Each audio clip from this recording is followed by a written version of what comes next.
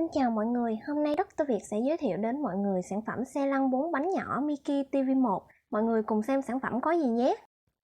Xe lăn Miki TV1 là mẫu xe lăn siêu nhỏ nhẹ được thiết kế với bánh xe nhỏ đáp ứng nhu cầu cho việc đi lại, chăm sóc y tế, đi chơi hay sử dụng trong gia đình có cửa ra vào nhỏ.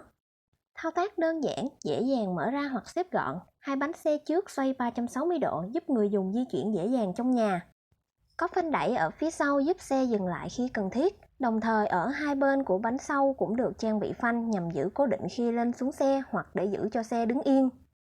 Khung xe được làm bằng hợp kim nhôm siêu nhẹ và không gỉ, đệm ngồi bằng vải khó thấm nước là hai lớp rời, lớp dưới màu đen và lớp trên màu đỏ. Vậy là mình đã giới thiệu xong sản phẩm xe lăn 4 bánh nhỏ Miki TV1.